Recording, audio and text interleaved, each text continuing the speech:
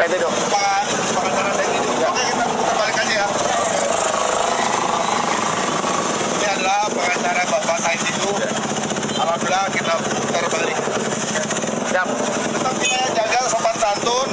Itu yang kita kedepankan ya. Siap. Biar bagaimanapun kita tetap harus kondusif dan jangan sampai terprovokasi oleh apapun ya. Siap. Yo. Allah. Tadi ada adang warga yang dari penolakan gimana Pak deklarasi?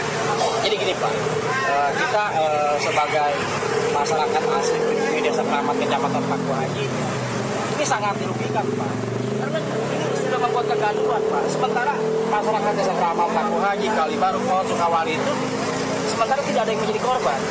Kok ini orang luar daerah demo di sini? Kenapa nggak ke DPR atau ke tempat pusat? Kalau memang ada penolakan atau segala macam. Jadi jangan adu domba kami bawa isu sara, ras. Artinya itu ditantang oleh Pak Jokowi pun juga ditantang oleh KPK.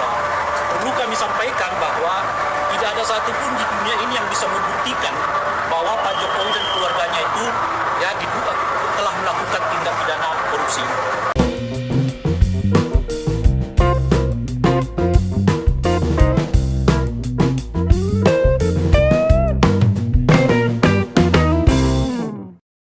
Assalamualaikum warahmatullahi wabarakatuh. Shalom, Om Swastiastu, Namo Buddhaya, salam kebajikan, salam sejahtera bagi kita semua. Kembali lagi dengan saya di sini Leonardo Sirait di channel kesayangan kita ini, Sirait Media, opini Bang Leo. Oke teman-teman, kali ini kita akan membahas hal yang sangat menarik, yaitu tentang RT 16 maupun RT 26 ya. Ini barengan gitu ya. Pokoknya kompak betul menyerang Pak Jokowi secara bersamaan. Kata anak abah, penggeledahan rumah Pak Sekjen itu peralihan isu dari OCCRP ya kan. Ini saya rasa boleh dong kita balik juga ini. Soal OCCRP adalah peralihan isu dari kasus-kasus banteng, terutama Harun Masiku yang menjerat Pak Sekjen. Karena ya kita paham lah, mereka tiba-tiba sekarang percaya dengan lembaga asing yang kemarin mengatakan anti dengan ante-ante asing. Nah, sekarang percaya dengan lembaga asing. Kalau memang itu lembaga tersebut adalah atau LSM tersebut berani tidak kira-kira lembaga LSM asing tersebut memberikan predikat terhadap pemimpin yang di Israel sana. Ini bukan masalah agama tapi masalah kemanusiaan. Itu di Gaza itu banyak sekali anak-anak yang menjadi korban. Oke, tanpa berlama-lama langsung aja kita saksikan video berikut ini.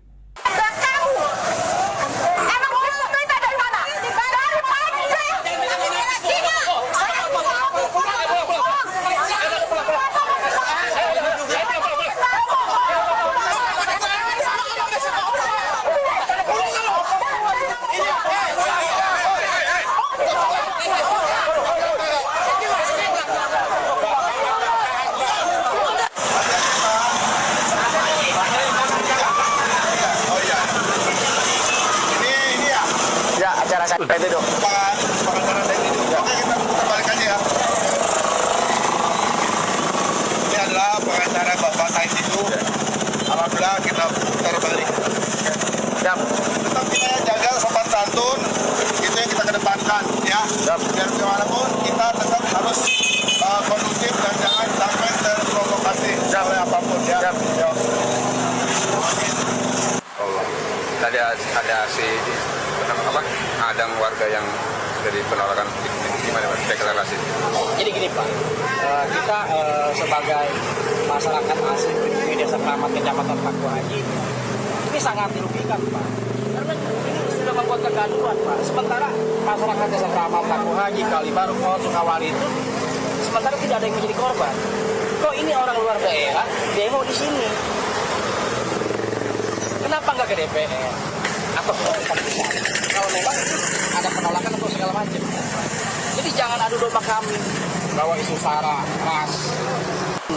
Kita sebagai tokoh pemuda di sini merasa keberatan, desa kita ini dijadikan tempat orasi, demo, apalagi mereka menggunakan fasilitas masjid yang pada waktu itu rencananya mau di masjid Al-Arjiban kalau nggak salah. Itu kita keberatan, Pak. Kan soal mana buktinya itu ditantang oleh Pak Jokowi pun juga ditantang oleh KPK. Perlu kami sampaikan bahwa tidak ada satupun di dunia ini yang bisa membuktikan bahwa Pak Jokowi dan keluarganya itu ya telah melakukan tindak pidana korupsi. Sebab bukti itu hanya bisa ditetapkan oleh penyidik, bukan oleh warga negara biasa seperti kami. Yang bisa disampaikan itu kami menyampaikan data. Tergantung penyidik apakah data itu dianggap menjadi bukti yang sah untuk meningkatkan yang ke tahap proses penyidikan atau tidak. Oleh karena itu jangan lagi sekali-kali kita diombang-ambingkan dengan istilah mana buktinya. Gak ada buktinya, yang ada adalah datanya. Kalau ditanya ada datanya, sudah kita serahkan dulu tahun 2022 ke KPK, 2004 lalu ke KPK, baik oleh Kurani 98 maupun oleh organisasi masyarakat yang lain. Tinggal penyidik di KPK sekarang berani nggak untuk menetapkan data-data yang diserahkan itu sebagai bukti awal dugaan terjadinya pelanggaran pidana terkait dengan suap, korupsi, dan sebagainya yang menyangkut keluarga Pak Jokowi. Sehingga dengan begitu terang benderang sekarang, jangan orang lagi diombang-ambingkan dengan dalih mana bukti. Nggak ada bukti, yang ada data, dan data itu telah kami serahkan. Tinggal penyidik sekarang yang memiliki kewenangan untuk menentukan apakah data itu cukup untuk dinyatakan menindaklanjuti dalam proses hukum. Itu yang terakhir. Hai, jumpa lagi dengan saya. Kali ini saya akan membahas tentang si Said Didu. Ternyata teman-teman, Said Didu mempunyai nama yaitu Wiryo Darmo Sangidu. Sekali lagi, nama asli dari Said Didu ialah Wiryo Darmo Sangidu. Dan Baru tahu, oke. setelah saya konfirmasi dengan tetangganya, ternyata Said Didu mempunyai cita-cita ingin menjadi Spiderman. Setelah dia berhenti dari karyawan BUMN, dia ingin melanjutkan lagi cita-citanya menjadi Spiderman. Hingga saat ini, dia masih belajar melompat dan bergelantungan. Untuk itu, mari kita doakan bersama, semoga Said Monyet bergelantungan, Pak Deh. Didu cepat tercapai cita-citanya menjadi Spiderman. Pendukung Anies angkat Anies jadi Imam Mahdi, siap-siap melawan Dajjal. Dajjal itu ada lawannya, Imam Mahdi. Lawan Dajjal itu Imam Mahdi. Itulah maka Abah sudah deklarasi 2024 memenangkan Anies Baswedan. Semua sedunia kalau haram tidak mendukung Anies untuk Presiden Indonesia 2024, Dajjal, Imam Nabawi, Aqsa, imam-imam seluruh. Kalau tidak memenangkan Anies Baswedan untuk Presiden 2024, Dajjal. Karena Anak banteng juga Dajjal berarti. Bicara soal track record pengkhianatan politik Anies, ini bukan barang yang baru.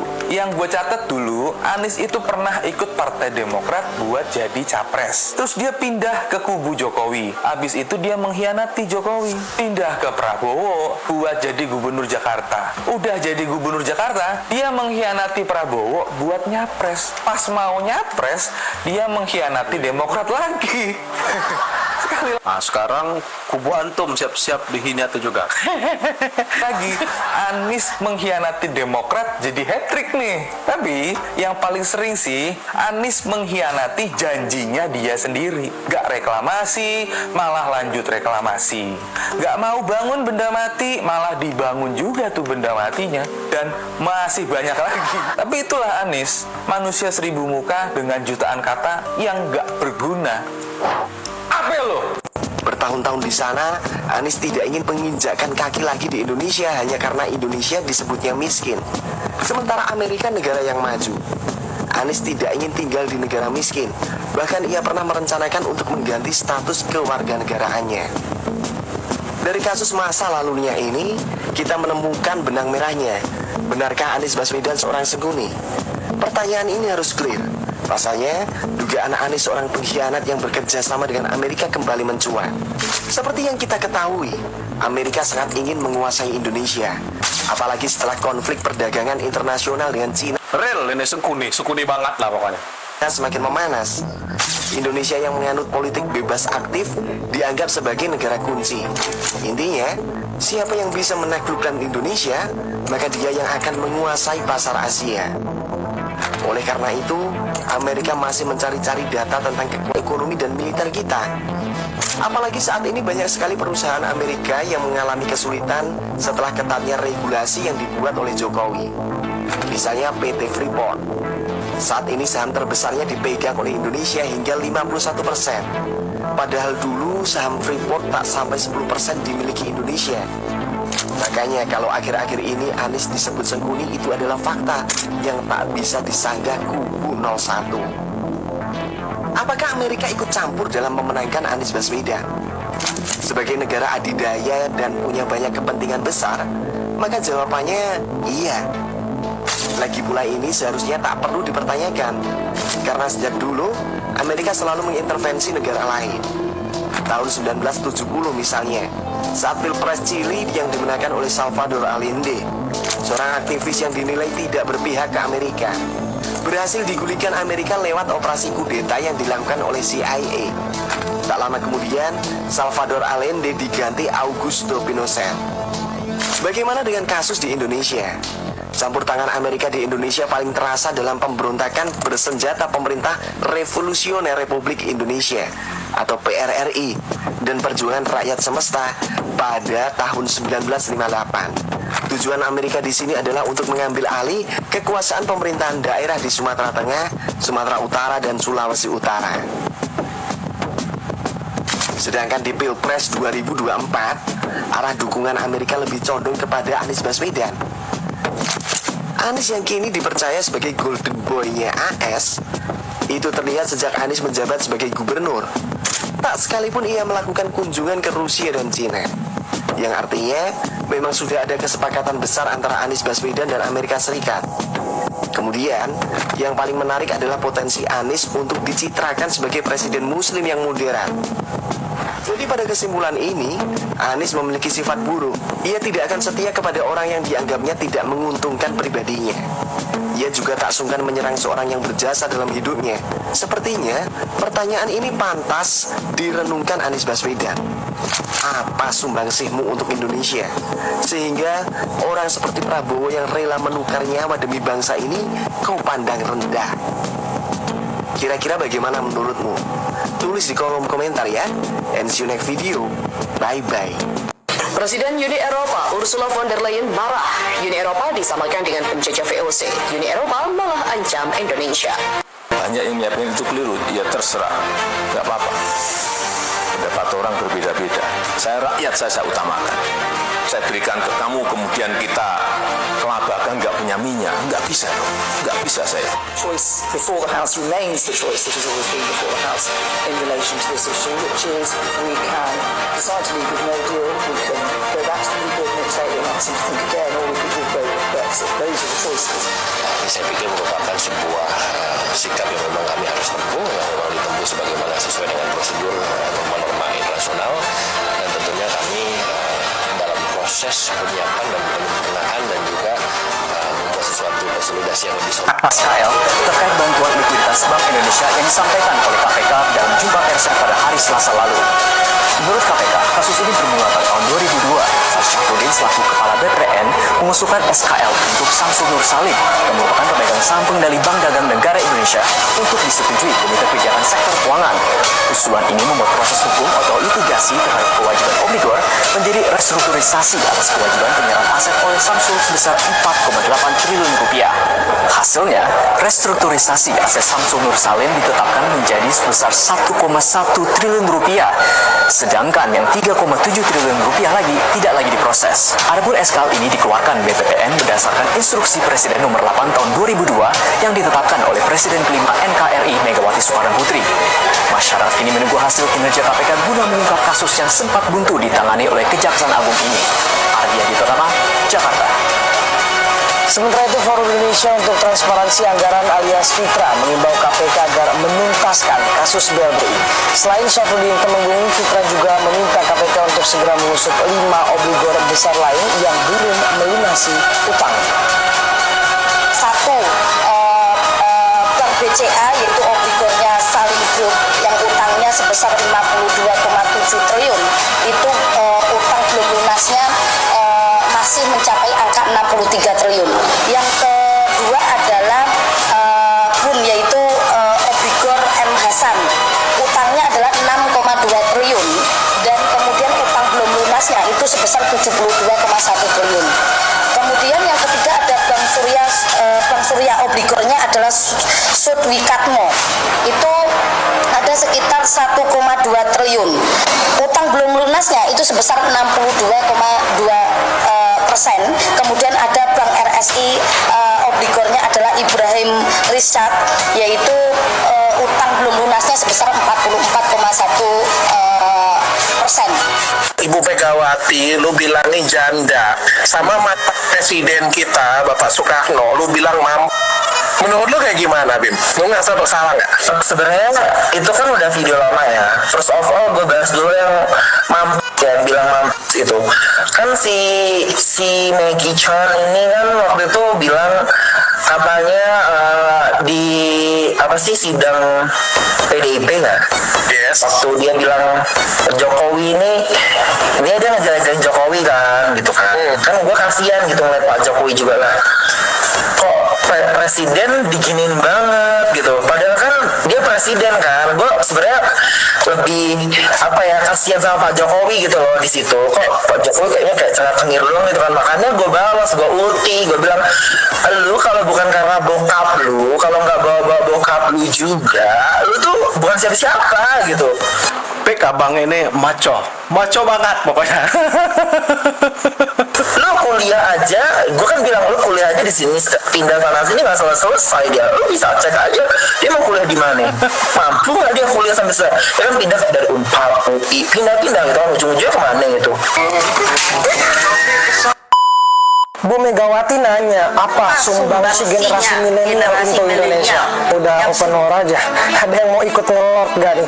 Cuma ibu yang memang paling berprestasi, menang DPR beberapa kali, berhasil diriin KPK, tapi KPK gak bisa nangkap ex-kadernya yang buron 4 tahun sampai hari ini. Nah, ganteng abangnya. Ini info aja kalau doi masih diburu. Terus apa lagi? Jadi presiden perempuan pertama. Oke lah, meski gak dipilih langsung oleh rakyat. Ups, Bu Mega pada masanya mampu membubarkan BUMN terkorup, yaitu Indosat, karena merugikan negara. Sementara partainya deg-degan. Soalnya ada tiktokers yang sampai dipolisikan karena bilang Bu Mega gila jabatan dan PDIP sebagai partai terkorup. Ini bukan saya loh yang bilang, tapi data harus disampaikan. Dilansir dari Bijak Memilih, partai ibu pemuncak klasemen paling banyak kasus suap dan gratifikasi bareng Golkar. Saya hormat dengan ibu, tapi hati-hati bu, karena ucapan ibu, elektabilitas capres ibu, partai ibu itu bisa terjun bebas. Tapi bukannya memang udah turun ya? Setiap generasi punya pahlawannya, punya sumbangsinya. Salah sendiri, ibu nyorot yang demo. Saya yakin ada banyak anak yang berprestasi tapi minim publikasi. Saya akan lebih cinta jika ibu berkata, I believe in you. Saya anak pahlawan, tapi saya percaya generasi muda kita bisa mewujudkan mimpi Bung Karno menteri saktikan Indonesia untuk golden era. Debat tetap pakai adab. Oke, cukup segitu dulu teman-teman. Berikan tanggapan teman-teman yang menonton video ini bagaimana. Boleh berikan pandangan kalian di kolom komentar. Pesan saya pokoknya tetap jaga persatuan Indonesia. Jangan mau diadu domba, jangan mau dipecah belah oleh oknum-oknum yang tak bertanggung jawab itu. Ya, karena NKRI harga mati. Saya Leonardo Sirait, mohon undur diri. Bye-bye.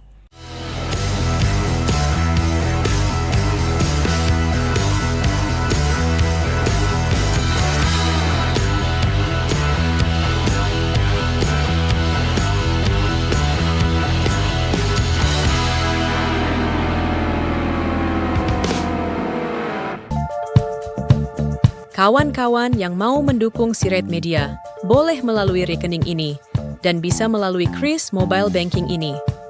Dengan cara scan barcode Kris ini di mobile banking kawan-kawan.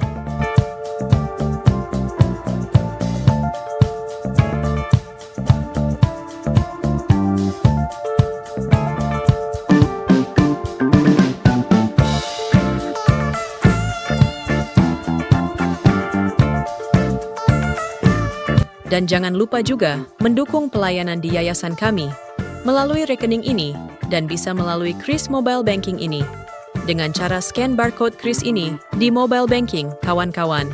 Berapapun itu sangat berguna bagi pelayanan kami.